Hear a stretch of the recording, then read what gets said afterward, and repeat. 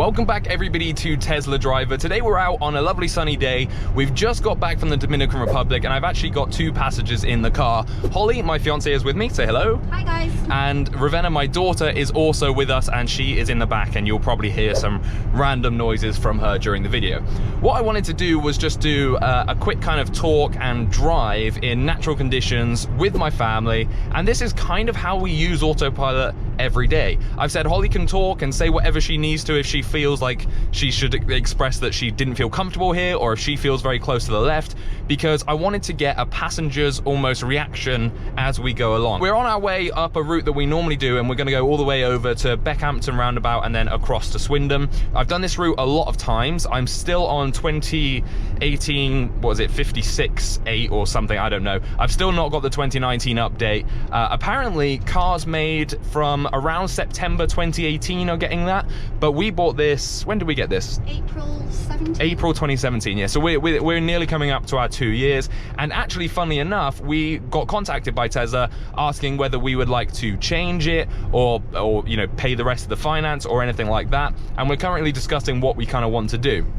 I think I want to change it, and I think I want to get a Model S P100D. But Holly says to keep this one because she loves this one. So we'll see what happens. Anyway, this is going to be the first test here. This is obviously going into not a dual carriageway, but a dual carriageway on our side of the road. And this is where the car likes to kind of lean over until it sees that line and then it pulls us back in. And now I'll speed it back up. There is no one around us for that kind of thing. Obviously, I need to make sure that no one is around. I've been looking at all your comments and so many people have so many different opinions on AutoPilot. A lot of them correct and a lot of them very hilariously wrong. But what I'd love you to do is comment down below anything you want me to do for a Q&A on Wednesday, and I'm going to do like a Q&A at the early starts of each month. So we're on obviously a dual carriageway, but it's not, but I'm going to call it dual carriageway for our side. Holly, are we close to your side? Do you feel too close or do you feel comfortable right now? I'm comfortable. Sometimes it dips in the drains, but other than that, it's pretty good. That was it. So someone spoke about a pothole version or an anti-pothole edition where it should try and evade as many potholes as possible. Okay, we're going to go out here on the right. And that is fine. We have got a car behind us, but he's given us plenty of space, so that's quite nice. And now we're going onto a relatively wide road here for the UK. So yeah, the potholes and going close to the left-hand side of the road is a major issue. And some people have asked me whether our cars, because we're in Britain, act differently to the American cars. Apparently not. Apparently you guys are saying that in America, obviously because you drive over there on that side of the road, because you drive on that side of the road, you say it still is very close to the left. Whereas on here, we're actually not. We're close to the left as in the edge of the road. So whereas you guys like to get close to the middle of the road, we seem to get close to the left side of the road. I'm not sure which one I would prefer, to be totally honest. Because we're polite and British, we like to stay away. We do like to stay to the left side of the road. I actually commented on this exact road because, Holly, isn't it very common for 3 people to be on this road at the same time? Pretty much. Someone overtaking in the middle. And some people actually commented saying that Tesla shouldn't have to facilitate for your local illegal activities, because that was actually the comment, because technically that is illegal. You shouldn't do that. But the thing is, we all do it and it's accepted here. So I know we're all in different countries and I've seen the comments of people arguing about it. We're gonna have different laws and different rules, guys, but yeah, that was that. And also, this is us driving at 60 and I feel totally fine. Comfortable. Completely comfortable. You know, we've not had any hiccups yet or anything like that. But whenever we do it, and it is a very bright sunny day, but you can tell that the windscreen actually needs a little bit of a wash. Oh, we're getting very close to that left side. I've pulled off there. That felt too close to me. Yeah. Yeah, it felt close. And also, every time you do that, guys, every time, and girls, of course, every time you pull away like that and take AutoPilot off, that is how it learns. So hopefully, each time we come down here, it should get a little bit better and it should get further to the right-hand side. But it seems pretty comfortable and not too bad. And a lot of people have also said, this is the final question or comment I'm getting very, very sick of reading, is why do you do AutoPilot when you have to focus on the driving almost more than if you were driving yourself? Why don't you just drive yourself? Kind of defeats the point of it, and some people are saying you're just basically a beta tester. Yeah, that's exactly what it is, but I love to test this. And like I've said many times, and you know, I'm not afraid to say it, I concentrate way more when AutoPilot is on compared to when autopilot is off. When autopilot is off, I drive in autopilot myself, and because I know these roads well, I almost feel I don't concentrate as much. Okay, so we're going down to a 45 speed here around this bit. This is a 60. All our roads around here are pretty much 60, as the National Highway says. It's not 50. Some people are saying 50. It's not. It's 60. And yeah, but you obviously don't have to drive it. It's a what did the? It's a target. It's a limit, not a target. It's a limit, not a target. That's it. Driving instructor. That's your driving instructor saying that. It's a limit, not a target. Now, Hollie actually has driven the Tesla and does drive the Tesla, but you never use autopilot, do you, if you're driving? No, I feel for some reason more comfortable when I drive myself, but I feel way more comfortable when you drive an autopilot. Right. So, yeah. And Ravenna, do you like autopilot? Do we give a ta-da? No. So this here is where I'm beep beep, is where I'm going to have to take control. This is going to try probably and take us into the middle lane. So I'm going to hold. Oh no, actually it's doing fine. So as you can see, there is no middle line marking. Right, there's no one around us, so I'm just going to let it do its thing, and you can see that we're diverting all the way into the middle. Clearly no one ahead of us, clearly no one behind us. No problems there. Yeah. And I'm going to try and do this corner. So I'm going to slow this right down. The slowest it will do is 18. Again, we've done this when no one else is really around on the roads, and I'm letting it do the corner, and it's doing it very nicely, but very obviously slowly. And now we're going slightly into the middle of the road, but that's fine. And also, guys, this will feel different speeds because of the wide angle of the GoPro. Sometimes it will seem very, very fast, sometimes it will seem very, very slow. And I'm going to come off here because there's a lot of pedestrians around, so I'm just going to control it myself. But as you can see, this is a very, very tight road. But people come across, you saw that car ahead of us there, came across into our lane. But lane, hello sweetheart. But yeah, so let's go back into autopilot. Oh, there we go. 30. I do wish that it always set it at the speed limit rather than above the speed limit. But if I just actually, after this corner, I'm going to show you something you can do. So if you actually set the speed limit up, but you slightly press the accelerator, you actually can take control. So you can see now that it should be going up to 35, or it's going to 31, but I'm trying to slow it by not accelerating. Whereas if I want to, which I will do after this, see, accelerator pressed, it says there.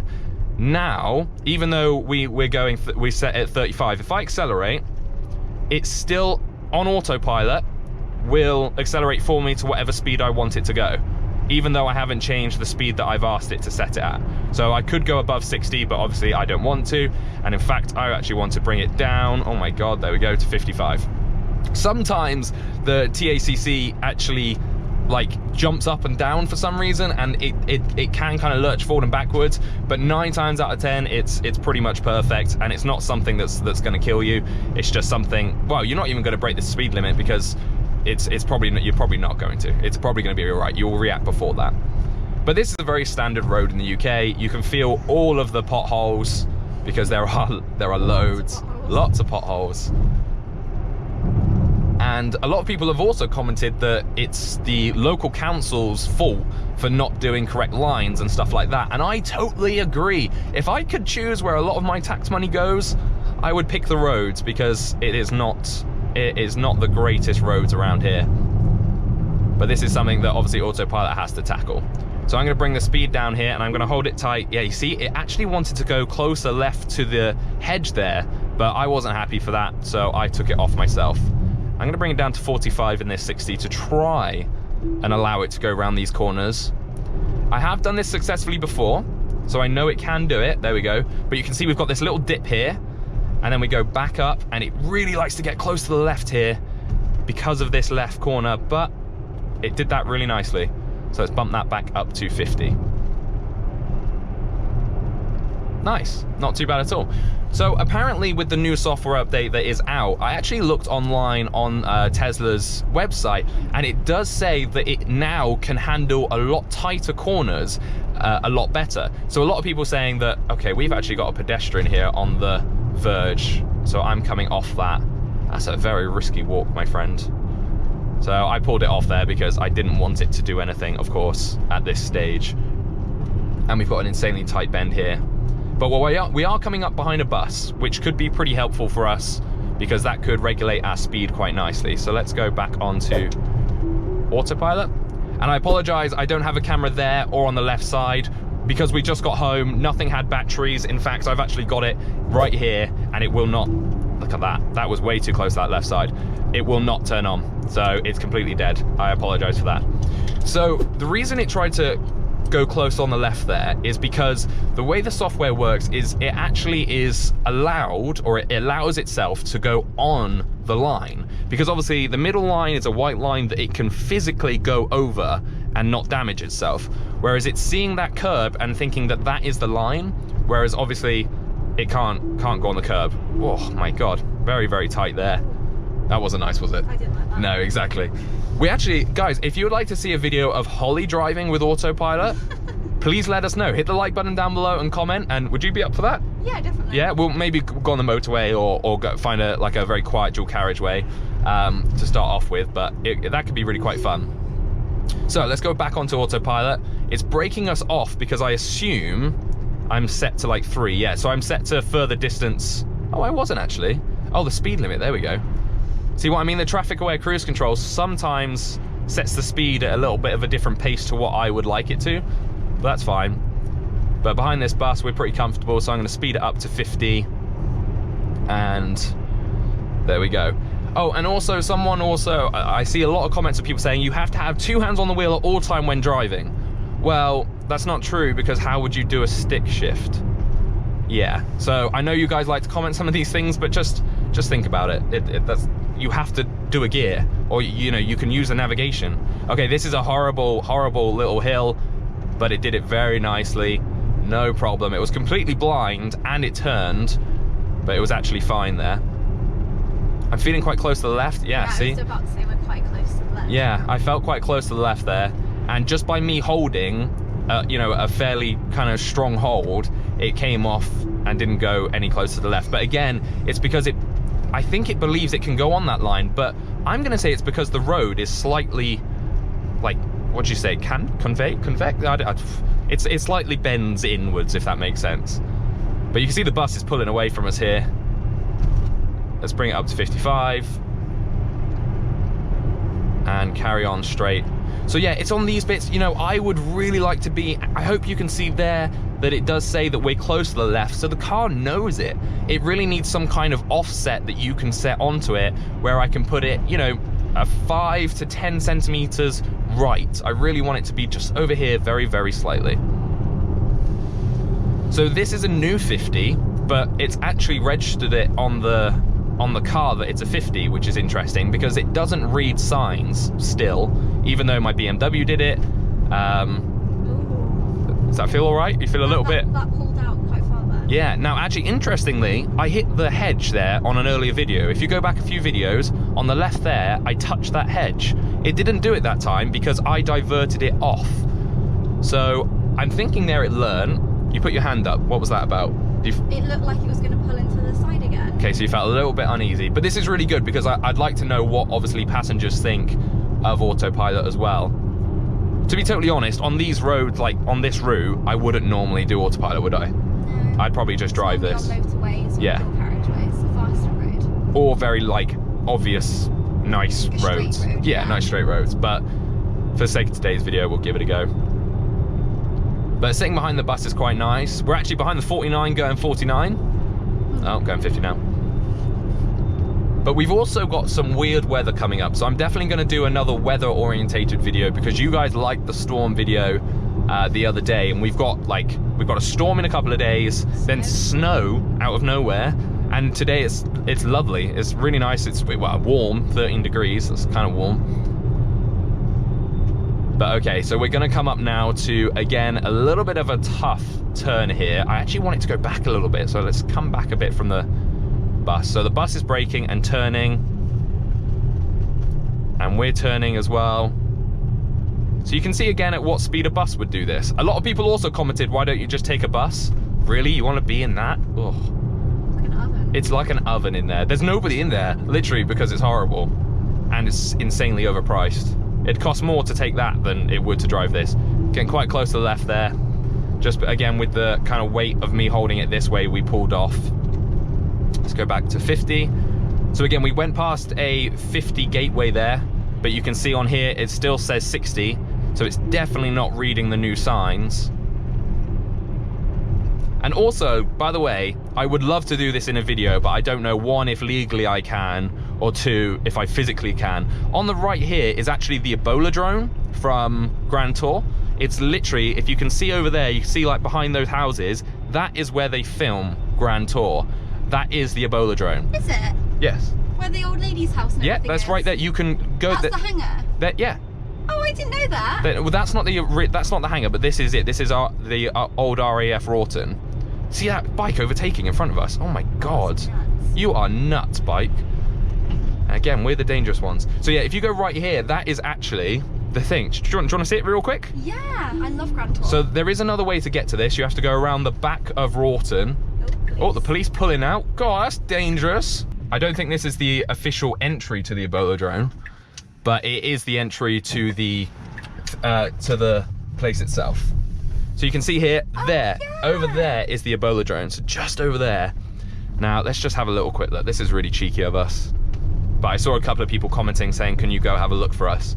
Let's see, what can we do? Oh, wow, we actually can go in. National Correction Centre. Collections. Oh, collections. Corrections. Corrections. So you can see here, you can actually come in, and this is it. You're greeted by this, and it's a science museum, and then that is about it. But I'm pretty sure the security is going to be tight here.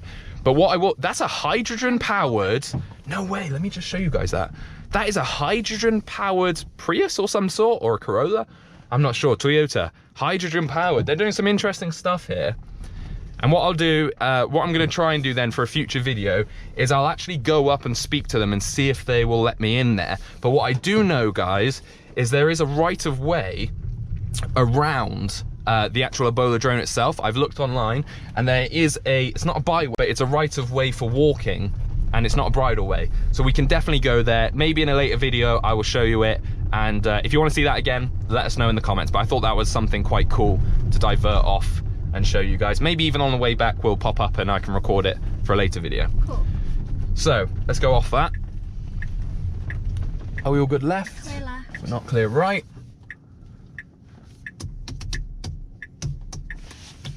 Oh God, he's flashing me. Thank you very much. I have no idea why he would slow down and flash me. No, he was turning in. Oh, was he? Oh, I can see it because it's so bright. There we go. Go back up to 50. So yeah, and then there is Swindon, massive solar farm. Okay, we're slamming on. There's no one behind us, so this is fine. We're slamming on because of that lorry.